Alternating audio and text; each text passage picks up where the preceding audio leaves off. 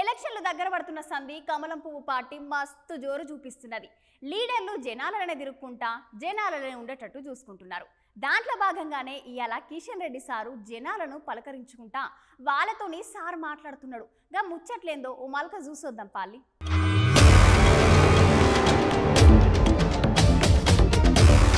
Election దగ్గర పడుతున్న సంది కమలపు పార్టీ మంచి జోరు మీద ఉన్నది. ఈసారి ఎట్లయినా తెలంగాణలో ఎక్కువ సీట్లు గెలుస్తామని అంటున్నారు బీజేపీ లీడర్లు అందరూ. ఎప్పటికీ జనాలలో ఉండుకుంటూ మంచి పేరు తెచ్చుకున్నారు. ఇయాల సుత కిషన్ రెడ్డి సార్ ప్రచారం కోసం అని జనాలతో మాట్లాడుతున్నాడు. సార్ మాటలు మీరో పాలు ఇన్నుర్రీ.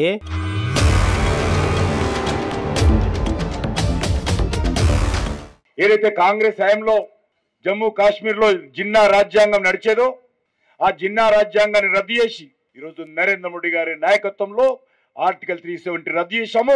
జమ్మూ కాశ్మీర్ ప్రజలకు అనేక రకాల హక్కులు కల్పించాము. ముస్లిం ఆడబిడ్డలకు ఒక సోదరుడుగా నరేంద్ర మోడీ గారు వాళ్ళకి అన్ని రకాల హక్కులు కల్పించి అండగా నిలబడ్డాడు. ఈరోజు ఏ ముఖం పెట్టుకొని తెలంగాణ గడ్డ మీదకి వస్తున్నాడో రాహుల్ గాంధీ చెప్పాలి. మీరు ఇచ్చినటువంటి హామీలు ఎన్ని అమలు జరిగాయో చెప్పాలి. ఏ రకంగా పార్టీలు ఫిరాయింపు చేసుకోవాలి, ఏ రకంగా మరి ఫిరాయింపుల చట్టాన్ని వైలేట్ చేయాలి, దాని మీద దృష్టి ఉంది తప్ప రేవంత్ రెడ్డికి గత శాసనసభ ఎన్నికల్లో ప్రజలు మీ గ్యారంటీలను నమ్మి మీకు ఓట్లేసి నిన్ను ముఖ్యమంత్రి చేస్తే ఆ ముఖ్యమంత్రి బాధ్యత ఈ రేవంత్ రెడ్డి గారు నిర్వర్తించడం లేదు. ఈరోజు నేను బహిరంగ సభకు వచ్చే ముందు రాహుల్ గాంధీ ప్రశ్నిస్తున్నాను.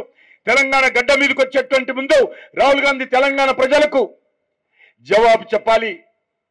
మీరు ఇచ్చినటువంటి హామీలు ఏమైపోయినాయి? తెలంగాణలో కాంగ్రెస్ పార్టీ ఈరోజు పతనం ప్రారంభమైంది. ఇక తెలంగాణ ఆట ఆడేది భారతీయ జనతా పార్టీ మాత్రమే. భారతీయ జనతా పార్టీ ఈ పార్లమెంట్ ఎన్నికల ద్వారా ఆట మొదలు పెడతా ఉంది.